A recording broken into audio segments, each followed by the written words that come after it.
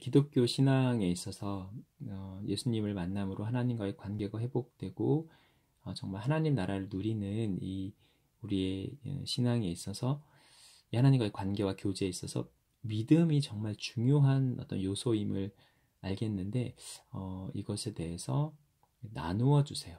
믿음 어떻게 생기는지, 믿음이 어떻게 성장하는지, 왜 믿음을 기뻐하시는지, 왜 믿음을 통해서 믿음이라는 것을 근거로 우리를 구원하기를 주님에게 결정하셨는지 믿음에 대해서 알기 원합니다. 견고한 믿음. 이 견고한 믿음은 주어지는 것도 아니고 저절로 생기는 것도 아닙니다. 우리가 하나님을 찾고 하나님 앞에 나갈 때 하나님의 것을 우리에게 부어주실 때 믿음이 자라나고 조금씩 성장해 갑니다. 하나님을 알아가고 우리가 하나님의 자녀로서 하나님이 우리에게 주시는 것 공급받아서 우리 믿음이 견고해지는 것입니다. 이 견고한 믿음은 하나님과의 교제 가운데 생기는 것입니다.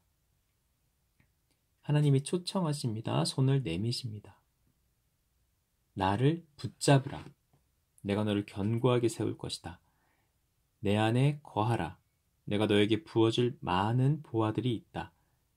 하늘나라에 하나님 나라의 의와 거룩과 지혜와 능력과 사랑. 이것이 하나님 은혜 가운데 우리에게 흘러올 것입니다. 우리가 이것을 받아 누리고 공급받아서 이 땅에서 하나님의 자녀답게 살기 원합니다. 하나님 안에서 이 견고한 믿음이 자라납니다. 하나님과 교제 없이 믿음이 절로 생기지 않습니다.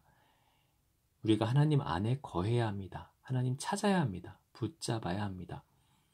하나님이 보호하시고 지키십니다. 혼란 가운데서도 우리를 안전하게 품으십니다. 내가 너에게 보호막을 둘렀다. 내 안에 거하라. 어떻게 믿음이 생기는지 그리고 어떻게 믿음이 자라는지 보통 히브리서 11장 말씀, 믿음의 주요 온전케 하시는 이인 예수를 바라보자 이 말씀을 우리가 생각하게 되는데 믿음에 대해서 묵상할 때 믿음의 주체가 우리가 아니라 예수님이시고 그리고 믿음의 성장도 예수님 바라볼 때 가능함을 히브리서 기자는 기록을 하면서 구체적으로 믿음의 선배들 얘기도 하고 그런 걸 봅니다. 믿음이 무엇이며 믿음이 어떻게 생기는지 어떻게 믿음이 자라는지 그리고 왜 믿음을 기뻐하시는지 왜 믿음으로 하나님께 구원하시는지 믿음 관련해서 나눠주세요. 믿음은 씨앗과 같습니다. 그러니까 믿음은 씨앗과 같습니다. 우리 마음밭에 하나님이 뿌리셨습니다. 심으셨습니다. 누구에게나 예외 없이 씨를 뿌리셨어요. 차별 없이 씨앗을 우리 마음밭에 뿌리셨습니다. 이 싹이 틔워지고 발아하여 싹이 올라오는 것, 이것이 우리의 몫입니다. 하나님의 은혜로 누구에게나 주어진 이 복음을 우리가 받느냐, 수용하느냐, 거부하느냐, 외면하느냐, 이것을 우리가 아니면 주목하여 하나님 앞에 나아가며 묻고 구하여 이 씨앗이 싹이 트고 잘 자라도록 하나님과의 관계 가운데서 성장하게 하느냐, 이것이 우리의 몫입니다. 누구에게만 믿음을 주시고 누구에게는 안 주시는 것이 아닙니다. 이것은 하나님의 방법이 아닙니다. 하나님은 그 누구도 예외 없이 사랑하시고 기회를 주십니다. 우리가 그것을 귀하게 여기며 싹을 틔우고 하나님을 찾고 구하여 믿음의 눈으로 보게 되고 하나님을 알아가며 하나님 안에 있는 것들을 발견하며 성장하고 자라가는 것. 이것이 우리에게 달린 것입니다. 우리 몫입니다. 우리 선택입니다. 우리 시선이 어디에 있느냐, 우리가 무엇을 주목하느냐에 따라 싹이 틔워지고 자라며 혹은 싹이 트지 못하고 말라버리고 썩어버리고 그래서 사람마다 그 결과가 다른 것입니다. 왜 믿음을 기뻐하시냐면, 왜 믿음으로 구원하시냐면 우리의 반응.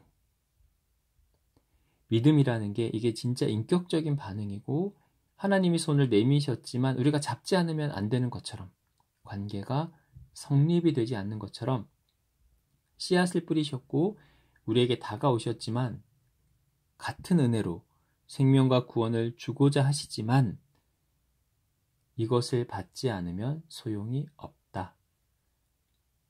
우리가 마음으로 원하여서 붙잡아야만, 선택해야만 가능한 것이다. 우리 마음에, 우리 중심에 진실한 반응, 하나님이 원하시는 것은 그것이다. 하나님은 다 하실 수 있습니다. 그래서 우리 죄악에도 불구하고 예수 그리스도의 십자가의 희생, 대신 죽으심으로 우리의 죄값을 치르시고 사망에서 생명으로 옮기셨습니다. 하나님이 하실 수 있는 것 다 하신 것입니다. 그러나 이 하나님이 다 이루어 놓으신 구원의 능력을 우리가 받느냐 거부하느냐는 우리의 몫입니다. 우리 마음의 반응이 중요한 것입니다. 그래야만 온전한 구원에 이르게 되는 것입니다. 온전한 하나님의 역사가 이루어지는 것입니다. 하나님이 거룩하시며 온전하신 분이므로 저절로나 우연이거나 타의에 의한 우리의 선택이 아니라 순수한 우리의 선택으로, 우리의 원함으로, 우리 마음의 반응으로 그것을 붙잡아야만, 취하여야만 비로소 하나님이 이루어 놓으신 온전한 생명이 우리에게 주어지는 것입니다. 구원의 완성이 되는 것입니다. 그러므로 하나님이 다 이루셨지만 온전한 구원의 완성은 우리가 하나님을 주목하고 하나님이 내미신 손을 잡아야, 선택해야만, 우리가 하나님을 원해야만 온전한 구원의 사역이 완성되는 것입니다. 합작. 우리 마음만큼은 하나님 마음대로 하지 않으십니다. 그것이 하나님의 방법이 아니기 때문에, 하나님 온전하신 분이기 때문에 그렇습니다. 인격적인 사귐을 원하십니다. 억지로 하시는 분이 아닙니다. 우리가 반응하여야 합니다. 이것이 믿음의 시작이고 구원의 완성입니다.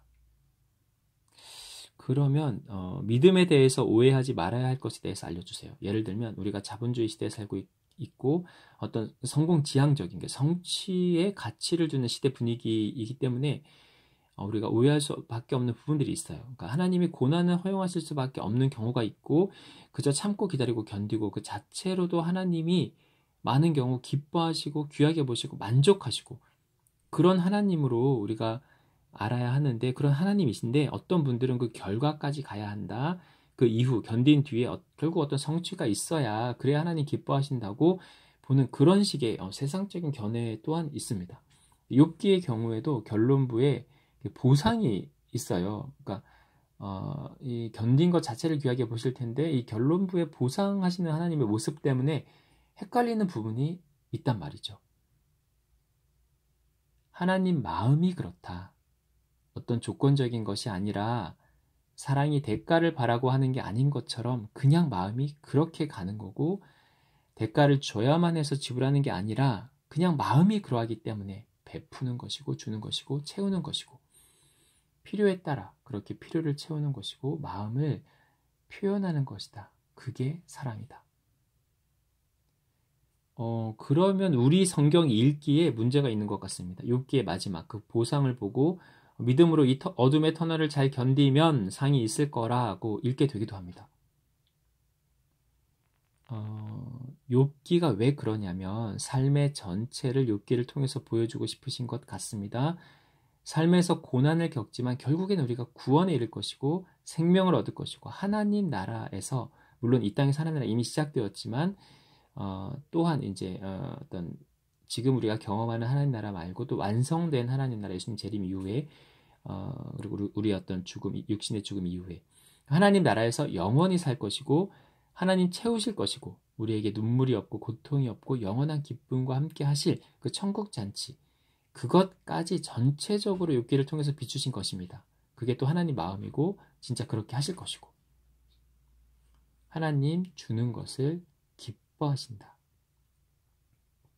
당연한 거라고 하십니다. 마음이 있고 사랑하고 그럴 때는 당연히 뭔가 필요를 채우고 싶고 베풀고 싶고 주고 싶고 이게 당연한 것이라고. 무언가에 대한 대가라기보다 그렇다고 대가를 바라지 말고 고난을 견뎌라 뭐 이게 아니라 하나님 우리의 약함을 아시는 분이기 때문에 우리의 연약함, 우리의 실수와 이 과정에 대해서 충분히 이해하시고 귀하게 보십니다.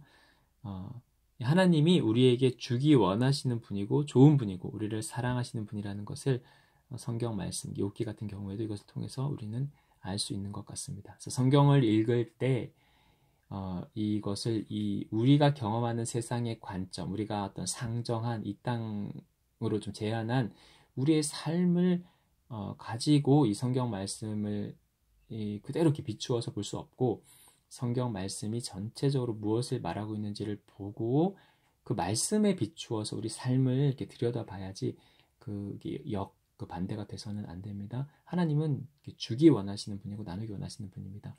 그렇지만 어떤 성취, 성공 이것에 주님은 가치를 부여하지 않습니다. 그냥 우리 존재 자체에 이 기다림, 이 과정, 이 자체를 너무나 귀하게 여기시는 분이고 하나님 충분히 만족해 하시고 그것에 대한 놀라운 보상이 있습니다. 하나님 믿음으로 신뢰 가운데 이 사랑의 친밀한 사귐을 우리와 하기 원하십니다.